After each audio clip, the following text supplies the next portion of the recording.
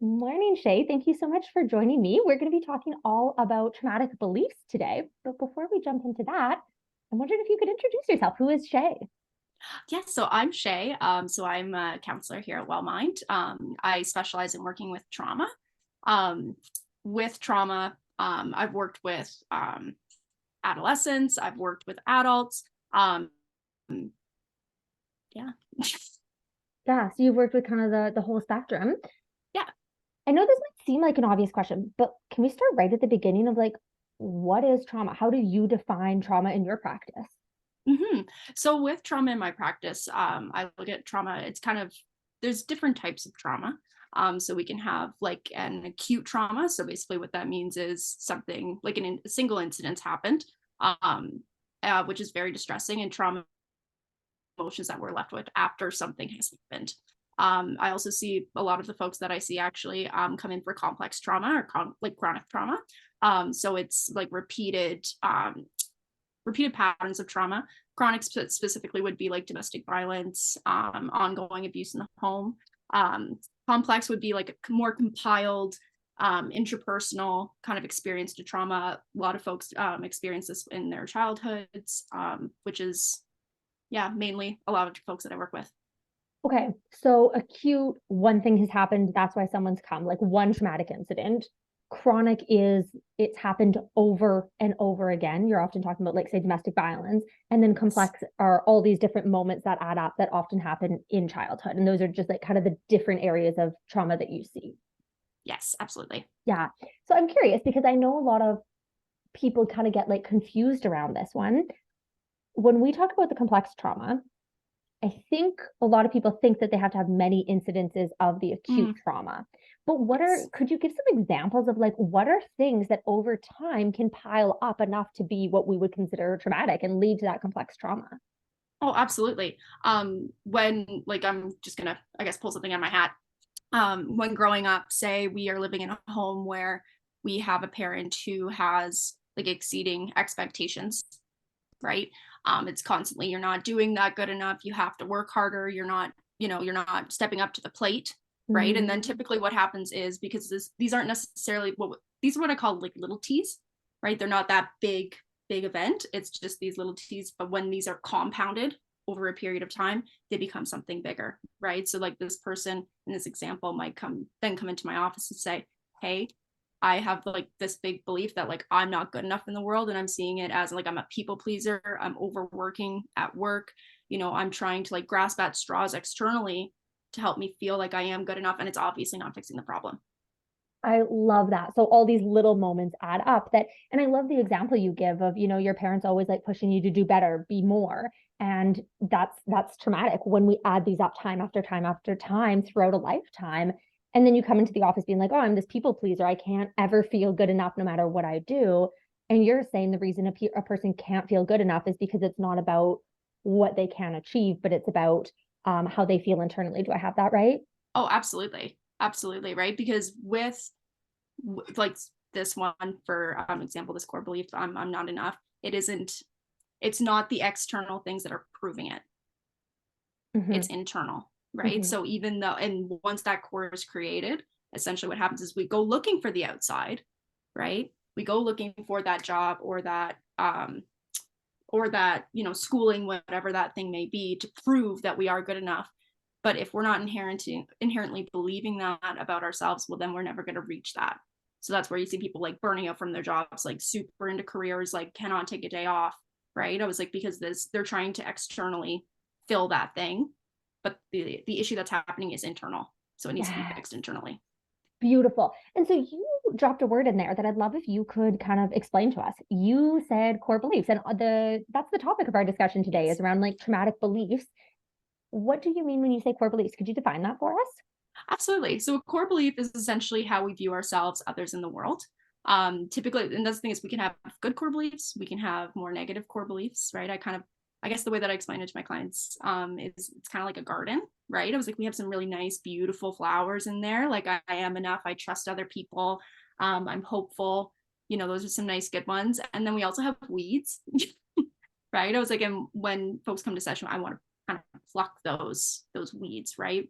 And when we have those negative beliefs, sometimes, folks will come in, there's only a couple, but what I've typically found is there's more weeds than there are flowers. Mm-hmm. Right. I was like, and the goal in counseling is essentially is to work on those weeds and to And shift so, people from, oh yeah, you go ahead. no, no, no, go ahead. Sorry, I didn't mean to interrupt you there. To shift people Um, from, yeah, shift people from weeds to flowers essentially.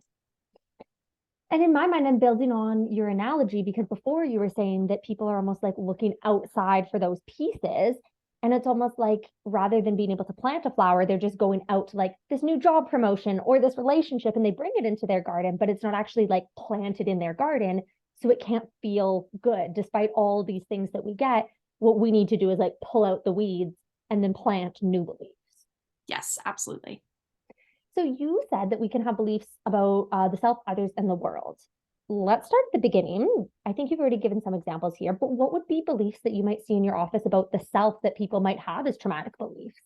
Oh, absolutely. A lot of the ones that I see, I'm not safe. Mm, I'm alone. I'm not good enough. I think this one could also be, I guess, individual as well as I have to be in control. Those are, mhm. and I'm not secure. I would say those are kind of like my big players that I see in my Yeah. office. One I see on top of that as well is like, I'm a failure, I'm a loser. It's kind of said in different ways, or I'm bad, but like kind of builds on Yeah. that same idea of what you're talking about there. Hey, Oh, absolutely. Absolutely. what about others? What would be like a belief that someone might hold about others? Mm. Um, it could be like I don't trust others. That's like a Mm, kind of like a straightforward one that I see a lot. Other people are not safe, yeah. right? And another one too, that I find sometimes as well is like the need to control others. So to be safe, I need to be in control of you because you're not inherently safe. Absolutely. So with those ones about others, I'm hearing a lot of potential for like relational difficulties. Can you tell me a little how that Absolutely. might happen or what that might look like? Oh, absolutely. Like say when we get into not trusting others, let's say, for example, something really good were to happen, like you've met a new person in your life, and this person is very healthy, very secure, and somebody who might hold this belief that I can't trust others actually would be closed off to that healthy connection, right? And Oh, it's not that we want to, that's not a conscious choice. Nobody wants that for themselves. But when we have this kind of core hanging out in the background, typically what happens is our brain likes, what's the word that I'm looking for? It likes comfort, it likes predictability, right? And although that thing is not good for us, say we bring in people typically that we don't trust, we actually pick people that go, ooh, I'm probably not going to be able to trust that person. I'm going to bring that person into my circle. Whereas for more healthy folks, it would be, we're going to keep them at arm's length because I actually don't know what that person could do in my life. So then, yeah, we're closed off to those connections, and then we're more open to folks who we can't trust, just because the brain essentially goes, I can predict that. I can keep myself safe in this situation. totally. So because the brain is used to it, even though it's not good, it's used to it. It knows it. It's like, this is predictable. I'm going to bring actually a person I can't trust into my circle because I understand that. And then we unconsciously maybe block those people who might be secure, might be healthy, but we're like, I don't know you. I don't know your Yeah, patterns. You can stay away. exactly. Oh, 100%. Yeah. And so I love that piece that you said about that, like it's unconscious because nobody's Mhm. thinking, this is a person I could trust. Let me push them away. And so I'm curious, how do you maybe help people see that? What's your process to like help them identify, hey, maybe this is what you're doing unconsciously? Mhm. I typically start to look at the things that are happening more like on the surface, right? You Mm, play a little bit of detective and start saying, okay, so like, how is it with your family? How is it at your job, right? And I start to kind of pick up a little bit of a narrative of like, oh yeah, no, like my boss, like, they're always pushing me, and I can never please them. I can never make them happy, right? And mhm, I'm getting really angry. And then at home, I'm, trying to do all these things for my partner, and I'm pushing myself and I'm pushing myself. And I don't feel like I'm getting anything in return. I feel like it's not enough for that person. And that's when I can start to kind of go, okay, so like, what are we noticing about both of these areas right now? yeah. Right? What is that common theme that's happening? And then folks will typically be like, oh, well, like, I'm not good at work, or I'm not a good partner. And it's like, okay, so let's drop down then. So if we're not doing, say, A, B, or C with our partner at home, drop it down. What does that mean about us? Well, then I'm not good enough. I have to be perfect. Right. And it's just a little bit of that drop down. Yeah. And so almost finding that pattern across multiple areas of a person's life. You used work and maybe like relationship, but you also kind of mentioned maybe family or friendships. Yeah. If we start to see something occurring in multiple of these, I think mathematically, like fractions, who's the common denominator Yes. here? Well, you're in all of these. And if you're feeling not enough, is it that you brought in people who you can't feel enough with? Like that, those are the people you've chosen. Or are you actually enough in the relationship, but that's your belief? And then we help you change that belief. Oh, absolutely. Absolutely. And that's the thing. Yeah. It's because it's never just in one area typically. It's built, Mm-hmm. right? We start to see it all around. Yeah. And then with that as well, when we're speaking core beliefs, typically it's not just one. A lot of the times they will go hand in hand. I kind of call them sisters. They're all Mm-hmm. kind of connected, like kind of like a spider web, Yeah. right? So it's like one could be triggering to the other could be triggered to the other. Like it's sometimes you get those double whammies as well, where multiple could be coming up in a situation, and that can be super overwhelming for folks to even just get to the identifying phase of it. Yeah. So let me kind of double back because we could go down this, but I do want to name what are some of the core beliefs that someone might have around like the world as a whole, the world Mm. in general. What would those be? Yeah, it could be like the world is not safe. Mm-hmm. Mm-hmm. Like just simply like the world is not safe. I can't handle this. Right? Mm, Like I'm not mm-hmm. okay. Like I'm invisible to the world, right? Yes. Yeah. Right? So these big like general truths that a Yeah, person carries, like I'm invisible always, or the world is always out to get me, or I'm gonna get hurt in this world. Yeah. exactly.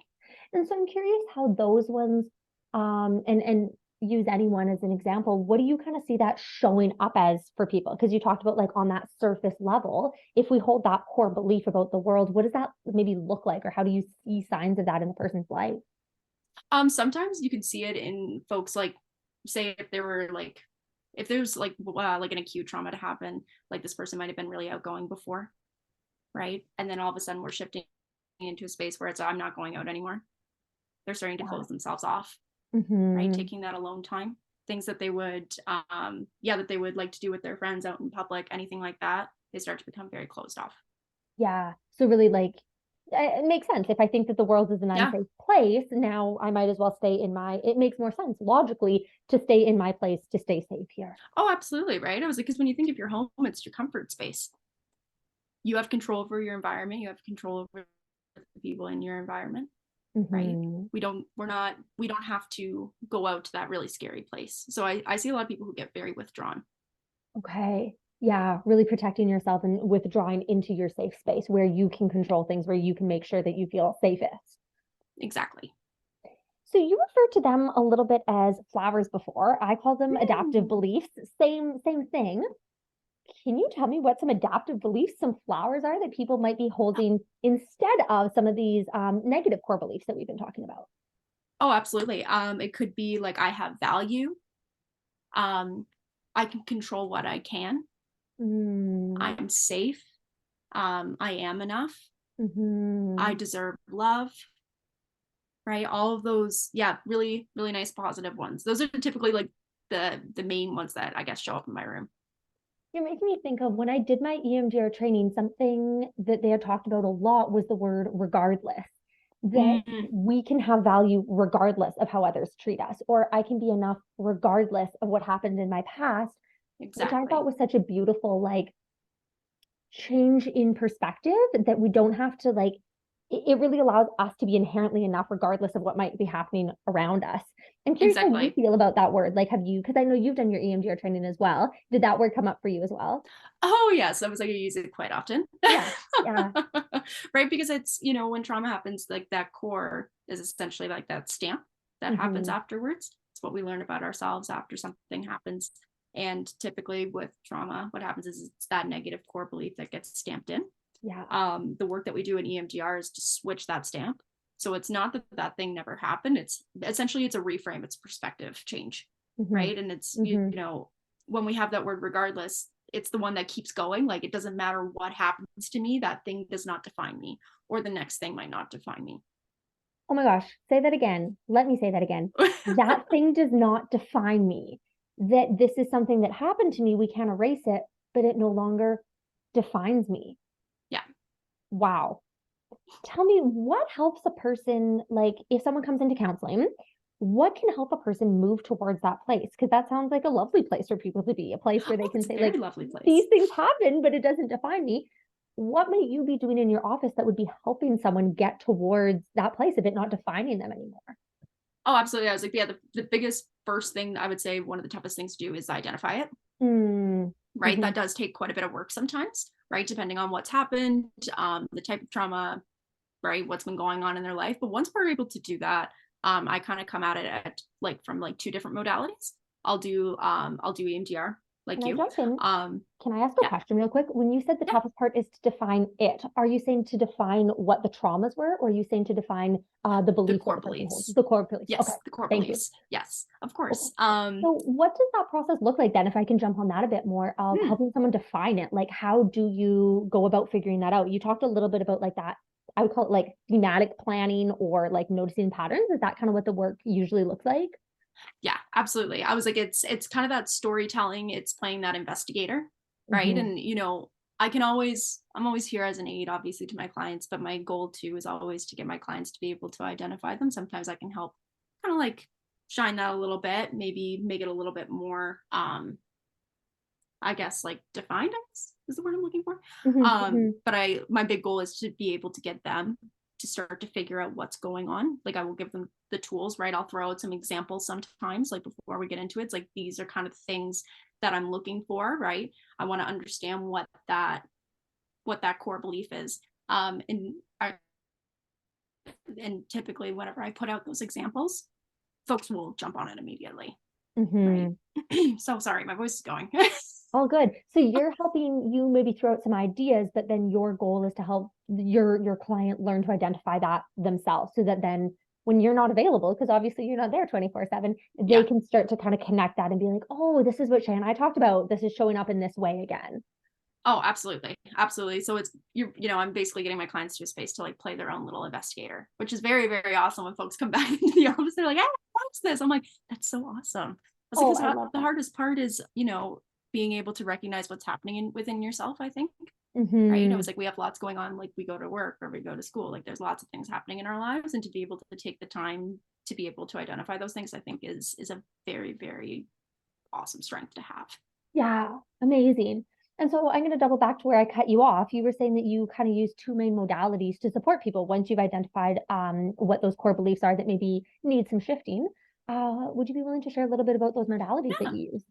Yeah, so like say I use EMDR. So essentially what we're doing is using bilateral stimulus to bring down, basically desensitize you to that negative core belief that comes up. And then we work to instill a more positive one, so that adaptive one. So like it could be Mm, like I'm alone, and then on the other side it could be I am enough and I deserve connection. Right. I'm trying beautiful. to essentially, like I want to go full 180 on the negative belief, right?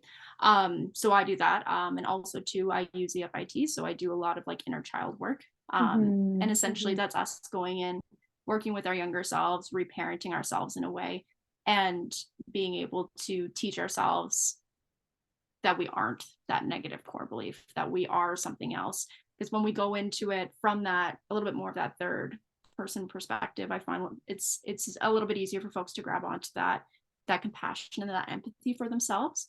Because when we think about, compassion and empathy for ourselves, if we're just thinking about it, it's just words going in through my brain, right? There's no interaction. But with EFIT, we actually work with that younger self. Like we have them like imaged, they're there, and we're able to have those conversations. We're able to go in and actually have that interaction, which is, I think, much more meaningful and impactful. I love what you said there around even though it's the inner self, it's almost a third person. And now it's not like we're trying to give that compassion to ourselves. Obviously, we are, but we're not. Now Yeah. it's about this inner child and giving it to them, which is so much easier than trying to give that compassion to ourselves. Because I Oh, think if I absolutely. think of my inner self who's gone through my inner child who's gone through so many things, it's so easy to give her compassion when she's going through those moments and showing Yeah. up for her versus the self, it can be a lot more challenging. Oh, exactly. Exactly. Right. I was like, in essentially too, like when we're going and working with that child, I'm talking more so about like my complex trauma folks, where like this would be where that trauma was kind of created. So we're Hmm. basically Hmm. stepping into a role where it's, I should have been receiving these things like that. You are good enough, even though you kind of goofed up here, or, you did amazing on that test, or, you're so amazing essentially. So we go in and we unlearn that negative core belief, because I think this is something too that actually we meant to mention earlier too, is that core beliefs are learned, Mm-hmm. Hmm. right? I was like, and anything that can be learned can be unlearned as well. Yes. And I love what you said. You dropped a little thing of there, like you can goof up. Like that Yeah, doesn't mean that you're not lovable and worthy and good enough. We're all gonna goof up. We all make these mistakes, and you're still amazing and you're still wonderful. That just because you've exactly. learned this belief about yourself doesn't mean that's who you are, and you can make mistakes and be enough. Yeah, exactly. Exactly. Right. And it's going in and it's the reparenting. And that's even, can be a tough piece for folks too, because it's, why should I have to do that? It should have been somebody else's job. So much grief there, absolutely, around like you were deserving of this then and you didn't get it, and that's heartbreaking. Exactly. Right. I was like, but yeah, EFIT is a beautiful, beautiful space. And I find folks like they love EMDR. Like a lot of folks come to see me for EMDR. Folks really like the EFIT as well. Because Mm-hmm. EMDR is not Mm-hmm. always for everybody too. It's a little bit bigger, it can be intimidating for folks. So sometimes starting out at a little bit more of like a softer approach can be, I find, is really helpful for folks. I always give the option anyways. I was like, I have folks who can jump between EMDR and EFIT if they want to. Yeah. I always believe choice is a really, really big thing. So And I can say sometimes that something I love about being able to offer EFIT as well as EMDR is that EMDR, I need to be there. Like I need to yeah, be there guiding that process. EFIT, that's not the case. That once you exactly. kind of learn what that process looks like, you can be doing that on your own whenever, doing that reparenting of the inner child. You don't need your counselor there. So I think it can be such a useful tool to like have in your pocket, because I know both of our goals are always to work ourselves out of a job. That if we do our Yes, job properly, we don't have a job anymore because we want you to be able to go away and do this by yourself. exactly, exactly. And yeah, like I think you mentioned like bringing that home. Like I love it too. I was like, because it's one of those things, like as a counselor, just me personally as a counselor, I don't give homework to folks. I like Mhm. to put things in pockets, or Mm, things to just think about.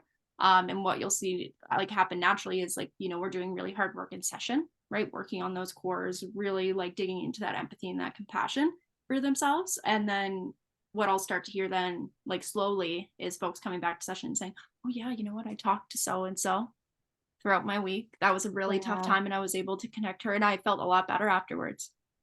And it's like, perfect, right? Folks will yeah. just naturally take it out when they're ready, Hmm. right? I was like, and speaking of cores as well, right? Um, when there's expectation, right? It's the creator of shame, Hmm. Hmm. right? I was like, and never want to create shame in session. Like, you're supposed to do this outside of session, right? Because folks are busy. And I don't Yeah. need to be creating another core for somebody. If they're coming into my room and saying, oh, I didn't do that thing that Shay did, boom, I'm triggering a core. Oh, I didn't do good enough for session. Yeah. So Right, I'm a you're failure. managing those beliefs by making sure not to have expectations on people, to say however you come, whatever pace you want is what's right, rather than me saying like do this between sessions and having that like disciplinarian Yes. authoritarian taking on the role potentially of a parent who can now be the one who's saying you're doing counseling right or wrong, which even feels uncomfortable for me to say that, because Yes. we both come from the same belief you can't do it wrong. You can't do it wrong. But if you're pushing that belief of like you're supposed to do something between sessions, that can really reinforce that. Oh, absolutely. Right. I was like, and even just like noticing that piece is also, I guess, like acknowledging like how often those things can come up that Mm-hmm. you're not like even conscious about. Yeah. Yeah. Right. Like so many little things they can kind of pop up, which is a really great way to, kind of like, I guess, well, it's a pocket thing. It's not homework. Noticing those things outside of session. I love that. So if someone could put something in their pocket from today, am I correct in saying that you would say, notice these things, start to see if you can identify Yeah. some of your beliefs? Oh, absolutely. Absolutely. Right. I was like, it's just a little bit more like everybody can do it. It's not something that has to be done in session. Mm-hmm. Obviously, like if because some folks don't even necessarily know what these cores are, what the possible, because there's lots. Like there are lots Mm-hmm. of cores, right? So like for some folks, if they need to just do a quick Google search as to what some of those things could look like, because that's even a first thing, right? Is like Mm-hmm. like what are some examples of this? Because not every, like sometimes we have to work up to that emotional intelligence, right? That Mm-hmm. emotional literacy, right? Mm-hmm. And if we don't have that, it's very hard to just go off the bat and be like, okay, like what is this thing that I'm feeling? So like a little Google search, get a list, right? You can find them on Google fairly easily. And then it's just starting to notice, hey, like what one feels right for me, right? Because it's Mm-hmm. not logical. These things are not, yeah, they're not logical at all. They're all emotional. It's an emotional reaction to that thing. So if you're looking down that list and you're starting to notice, oof, like that one's pulling me here, that's Mm-hmm. typically the indicator that it is correct for you. I love what you said, that it's like a feeling, not a thought, that if you're looking for your cores, you're not going to find them by like, which one do I think is most right? It's which one does my body respond to? I often Exactly. refer to these as like a punch in the gut, that when you find it, Mm, you're often like, I can yeah, it feel doesn't feel that. good. Because it's, if you truly believe I'm not enough or I have no value, you're not like, yay, that feels so good in my body. Your body is feeling that and kind of shrinking or like feeling that gut punch feeling into it. Oh, exactly, exactly. And then with EMDR, what we're trying to do is basically bring that ugh Mm-hmm. down, and then we instill this really, really nice one, right? So folks typically leave session feeling much lighter, much brighter because they have this new belief, and that's typically Yeah. how you can identify that you're starting to make that shift. You're not getting as hard of a gut punch, right? That Beautiful. it's starting to go down. It might be maybe like a little tickle now, Yeah. right? Yeah. And we're starting to get those really like much lighter feelings, like bringing some somatics into it. Beautiful. Well, thank you so much, Shay, for taking some time today to talk about these different cores and to give people maybe something to put in their pocket of like, let's start to identify what your beliefs are. And I love what you said. Just go search it on Google, see what different ones are, and then see how your body responds to these different potential core beliefs, which ones align with you, which ones don't. Such a simple and impactful first step. So thank you for sharing that. Of course. I had fun. Yeah. Thank you so much for being here. It was so lovely to chat with you. And I hope you have a lovely rest of your day. Perfect. You too. Thank you so much.